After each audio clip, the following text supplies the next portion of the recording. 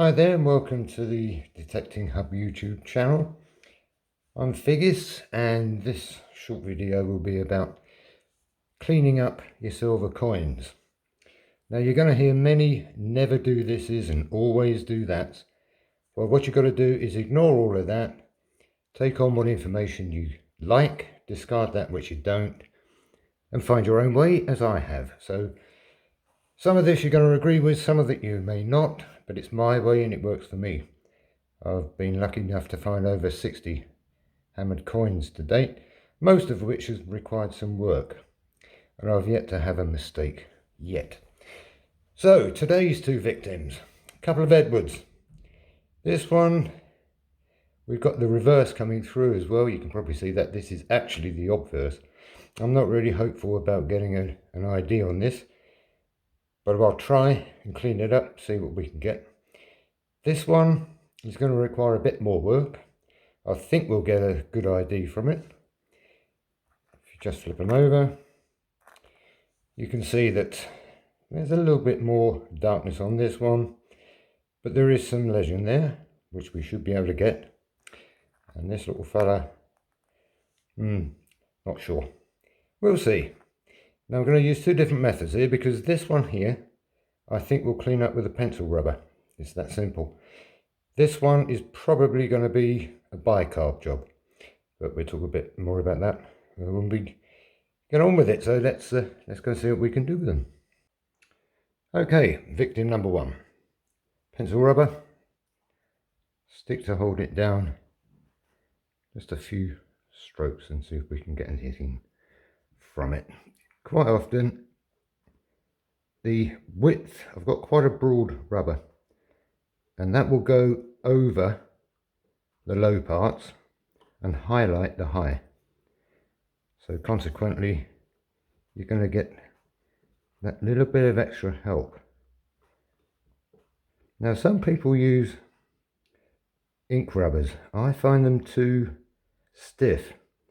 This black patina tends to just get moved about rather than removed. I find I've got a lot more grip with one of these.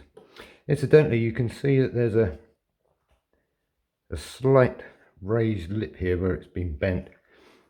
I'll probably press that out later. Just want to make sure this thing isn't worth millions before I start doing something stupid. Now you can probably see we're starting now to get a little bit more detail. The highlights are coming up, and I can almost see which way up this flaming thing's supposed to go. A little bit more on that. Down the bottom, and we see what comes out.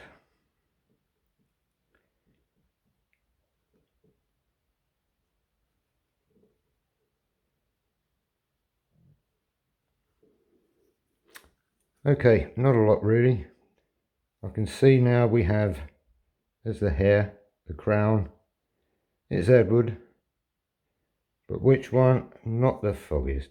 Let's have a look at the reverse, see if we can at least get a mint from it.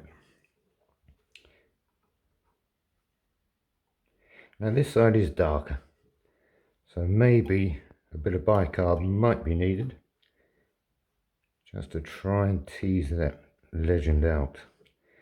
You can see again, we're starting to get the highlights come out, and it's those which are going to give us our detail. Hopefully. Oh, great civet. You know, I know that bit, everyone knows that bit, it's the rest I want, and I've got a nasty feeling it's gone. Oh well, continue. But you can see though how it is now, the brown's gone, we've got some highlight, and we haven't really lost that patina, it's still there. Most important, I mean, if you're keeping your own coins, you do what you like. But if you are looking to resale, then patina is everything. Great, big fat nothing on that. I'll try again. Get it under a microscope, see what we can see. Okay, let's go on to victim number two. Okay, let's try the pencil rubber with this one first. I don't think it's going to get it all off, but it's worth a go. Oh, and incidentally, never assume anything. I assumed that what I could see as civitas, oh blast, just broke my stick. Never mind. Yeah, it wasn't civitas at all. It was UND, as in, sorry, LUND, as in Lund, London. So at least we got a mint from that one, if not the monarch, although that's not totally out of the question, but we'll try again with it later. Yeah, this is starting to come off, but it's still got a bit, I can't get into the low parts with the rubber, and I would like that brown gone. But you can now see the face is all starting to come out rather nicely. The crown's very well defined. And we've got some legend. And the important thing on the Edward legend is down here, because that will give you, like say for example, EDW will be one class of coin, EDWA will be another one, EDWR, Edwardus, all of that. This bit around here generally says the same, but this bit here is quite diagnostic, as indeed is the crown. Okay, that's not too bad, but I'm not really happy with it, but just see what the reverse holds for us. See if I can make another mistake. Always keep telling myself, Johnny, do not assume what you're reading is what you're actually reading. Wait until you get a good butcher's at it, lad. Never learn. No, there's nothing happening here. I didn't think it would. Little bit maybe. OR. Probably Civitas Cantor, Canterbury. So, yeah, that's what that is. Yeah, that's a bit dull. This isn't doing much, it's just moving it about. So what we do then, we try the old bicarb.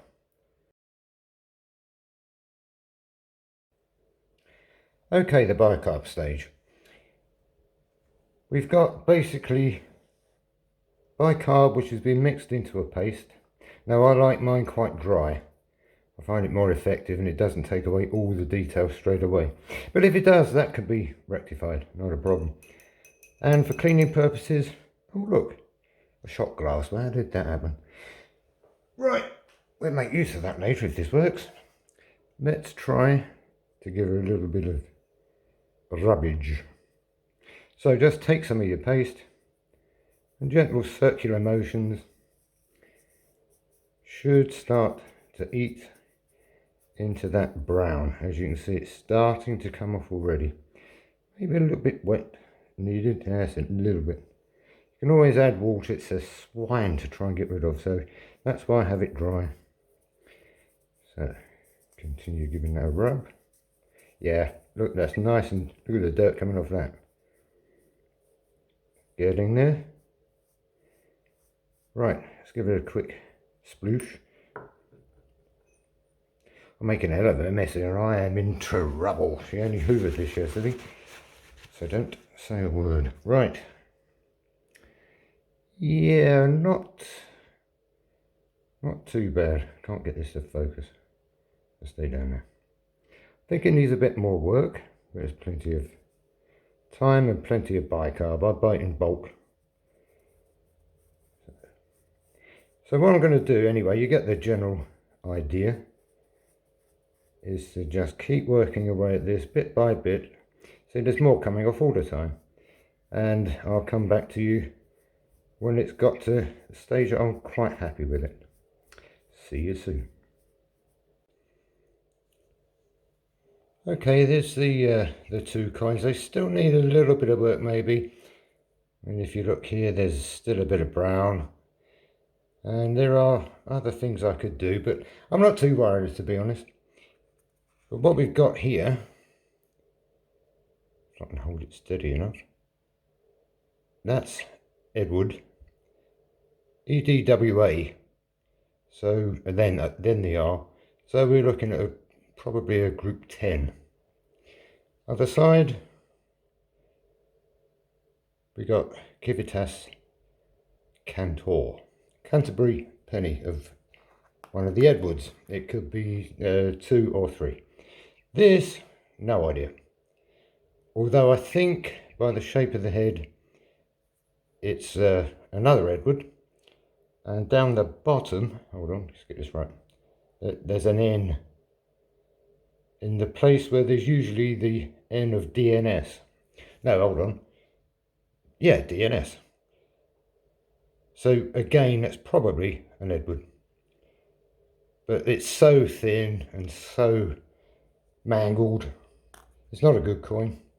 So I'm going to do something now which is probably going to give a lot of people a fit of the vapors. Stand by. Okay, what a lot of people do is straighten their coins. And I generally do that with 90% of mine, I would imagine. Some need annealing, which is quite a lengthy process, and it tends to bring out a coppery colour, which I don't like. So what I do is get a large wooden spoon and thrash them cold. Just roll it.